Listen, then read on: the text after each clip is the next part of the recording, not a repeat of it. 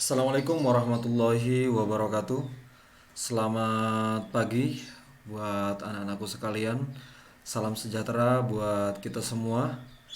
Baik, pada pagi hari ini kita berjumpa lagi dalam kelas online kelas 5 SD Negeri Oiba 3 pada pembelajaran kedua, yaitu materi bahasa Indonesia. Baik, sebelumnya Bapak akan mengajak kepada anak-anakku sekalian yang menonton video ini untuk sebelum memulai materi, mari kita berdoa menurut keyakinan masing-masing. Berdoa mulai.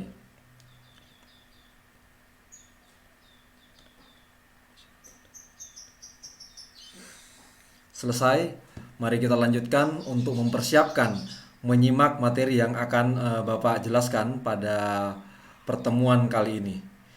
Tentunya sebelum memulai materi silahkan mempersiapkan diri, catatannya, kemudian menyimak dengan baik sehingga materi apa yang sudah disampaikan oleh Bapak bisa kalian mengerti dengan baik. Dan mungkin nanti di akhir pembelajaran jika masih belum mengerti, ya bisa bertanya ke Bapak, bisa melalui komen maupun langsung WhatsApp grup yang sudah Bapak buat. Baik, terima kasih. Mungkin itu saja pembukaan atau pengantar dari Bapak Reynaldo. Langsung saja kita akan memulai materi pada pagi hari ini. Oke, selamat menyimak. Oke, baik anak-anakku sekalian, pada pembelajaran bahasa Indonesia kali ini ya tentunya pertemuan kedua kemarin sudah Ibu Fat sudah menyampaikan materi tentang nilai-nilai dalam Pancasila ya. Nah, sekarang kita fokus ke pembelajaran bahasa Indonesia yaitu tentang ide pokok dalam sebuah teks. Ya. Baik, langsung saja Bapak akan jelaskan. Kompetensi dasar kita yaitu menentukan pokok pikiran dalam teks lisan dan tulisan ini aspek pengetahuannya. Sedangkan aspek keterampilannya adalah menyajikan hasil identifikasi pokok pikiran dalam teks tertulis dan lisan secara lisan, tertulis dan visual. Tujuan pembelajaran kita apa ya? Siswa dapat menentukan ide pokok setiap paragraf dalam bacaan secara tepat. Yang kedua, siswa dapat mengembangkan ide pokok menjadi sebuah paragraf secara runtut. Oke, next langsung saja di sini kita akan belajar tentang pengertian dan fungsi ide pokok itu sendiri. Apa itu ide pokok? Mari kita simak penjelasan berikut. Satu, pengertian ide pokok. Ide pokok adalah inti atau pokok bahasan dalam sebuah bacaan. Ide pokok tersebut juga gagasan pokok atau gagasan utama. Nah, paragraf yang baik hanya terdapat satu ide pokok yang terletak dalam kalimat utama. Kalimat utama dapat terletak di awal yang disebut dengan deduktif. Ingat, saya ulang, kalimat utama dapat terletak di awal atau disebut dengan deduktif. Sedangkan di akhir itu juga disebut dengan induktif. Oke? Serta awal dan akhir itu disebut dengan deduktif induktif atau disebut dengan paragraf atau kalimat gagasan utama campuran. Ya. Itu dalam paragraf. Nah, jadi Bapak tegaskan kembali, ide pokok itu adalah pokok pikiran atau pokok bahasan dalam sebuah bacaan, dalam sebuah teks. Ya, tentunya eh, anak-anakku sekalian sudah paham apa itu bacaan, apa itu tulisan. Ya, langsung saja. Dua, fungsi ide pokok. Apa itu? Fungsinya adalah sebagai gagasan utama yang akan dikembangkan menjadi paragraf serta memudahkan dan mempercepat pembaca memahami sebuah bacaan. Nah, kalau tidak ada ide pokoknya, maka bacaan itu tidak akan baik ya.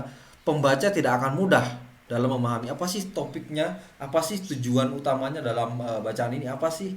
Nah, maka di situ perlu memang adanya sebuah ide pokok dalam sebuah bacaan.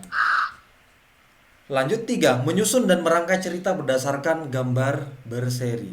Gambar seri adalah rangkaian gambar yang menceritakan suatu peristiwa. Setiap gambar menceritakan bagian dari cerita tersebut. Nah, ini kita kalau berbicara tentang gambar berseri ya. Kemudian apa sih langkah-langkah untuk menyusun dan merangkai cerita berdasarkan gambar? Yang Yang pertama, A. Jika gambar belum urut, urutkan gambar-gambar yang ada secara logis. Yang B. Buatlah kalimat pokok yang menceritakan gambar tersebut. C. Kembangkan kalimat pokok menjadi sebuah paragraf. Gabungkan setiap paragraf, ini yang dia, gabungkan setiap paragraf menjadi cerita yang menarik untuk dibaca. Nah, ini masih berkaitan dengan ide pokok dalam membuat suatu mengembangkan suatu tulisan, baik itu di sebuah gambar berseri, ya. Tentunya tetap di situ di poin ke B, ya, buatlah kalimat pokok, ya. Poin kedua, buatlah kalimat pokok yang menceritakan gambar tersebut. Misalkan di situ gambar tentang kisah kakek, ya, kisah seorang kakek menanam padi, ya. Misalkan di situ ada gambarnya. Siswa bisa mengembangkan dari gambar itu dengan menentukan topik bahasan utamanya dulu atau ide pokok dalam sebuah cerita. Nah, kemudian lanjut membaca teks dan menemukan ide pokok. Ya, bagaimana kita membaca sebuah teks, kemudian kita bisa menemukan ide pokok dalam sebuah teks itu. Satu, membaca teks dan menemukan ide pokok. Hal-hal yang perlu diperhatikan agar dapat memahami isi teks bacaannya itu apa? Yang pertama, bacalah seluruh teks dengan saksama. Bagaimana cara membaca dengan saksama? Ya, baca secara pelan-pelan, tidak usah terburu-buru, menghayati, ya. Kemudian B, catatlah hal-hal penting yang kamu temukan. Hal penting apa, ya, yang kamu temukan dalam sebuah bacaan itu. Kemudian carilah pikiran pokok yang terdapat dalam setiap paragraf. Pikiran pokoknya yang mana, ya? Kemudian carilah pikiran pokok keseluruhan bacaan. Contohnya, keluarga Pak Andi adalah keluarga yang rukun. Mereka saling membantu dalam bekerja. Jika ada anggota keluarga yang kesulitan, yang lain dengan senang hati akan membantu. Nah, mereka juga saling memaafkan jika ada yang berbuat salah dan meminta maaf. Apa pokok bacaan di sini? Pokok pikiran pokok dari paragraf di atas adalah keluarga Pak Andi yang rukun. Nah, sedangkan yang lain-lain, keluarga Pak Andi yang rukun. Ini di awal paragraf. Berarti ini termasuk deduktif apa? Induktif. Ya. Kita kembali lagi, lihat, ya. Jadi di awal berarti deduktif. Kalau pikiran pokoknya itu di awal, maka disebut dengan deduktif. Sedangkan di akhir dia disebut dengan induktif. Sedangkan di awal dan di akhir berarti dia campuran, deduktif, induktif. Nah, jadi pikiran pokoknya adalah Pak Andi adalah keluarga yang rukun. Nah, Pak Andi keluarga yang rukun. Sedangkan mereka saling membantu. Jika ada anggota keluarga yang kesulitan, yang lain senang hati membantu, mereka saling memaafkan. Itu adalah kalimat pengembang dari sebuah ide pokok. Faham sampai di sini? Oke, baik, kita lanjutkan. Nah, menggali informasi dari bacaan. Bagaimana kita menggali informasi dari bacaan? Teks bacaan ditulis dengan maksud untuk menyampaikan informasi tentang suatu hal. Cara yang dapat dilakukan untuk menggali informasi yang terdapat dalam suatu teks yaitu memahami judul teks. Apa sih judul teksnya? Ya, tentunya judul yang menarik, yaitu kita bisa mengetahui dari judul aja kita bisa mengetahui bahwa ini bacaannya bagus, ya. Jadi kita harus bisa memahami judulnya apa, sehingga membuat penasaran pembaca. Kemudian judul adalah identitas sebuah bacaan yang memberi gambaran singkat tentang isi suatu teks. Isinya tentang apa? Kita lihat dari judul. Judul juga disebut sebagai lukisan singkat atau miniatur isi bacaan, ya kan? Betul apa yang sudah saya sampaikan tadi. Salah satu syarat judul yang baik adalah relevan artinya. Judul harus mempunyai hubungan yang erat dengan tema yang dibahas dalam sebuah teks. Ya. B. Menyimpulkan ide pokok paragraf. Ya. Yaitu adalah mengambil intisari paragraf yang bersangkutan dengan cara mencari kalimat utamanya. Ya. Selanjutnya, C. Membuat daftar pertanyaan. Dengan membaca judul teks, kita dapat membayangkan hal apa saja yang akan dibahas dalam teks tersebut. Sebelum memulai membaca, kamu dapat mengajukan daftar pertanyaan yang kamu harapkan dapat terjawab dalam sebuah teks. Ini jika kita mau membuat suatu teks bacaan. Nah, ya kan? Eh, di situ lihat bisa membuat daftar pertanyaan. Ya, jadi mungkin itu saja materi yang akan Bapak sampaikan pada pertemuan kali ini, yaitu intinya adalah tentang ide pokok. Bagaimana kita memahami sebuah atau mencari ide pokok dalam sebuah bacaan ataupun di sebuah buku teks ya.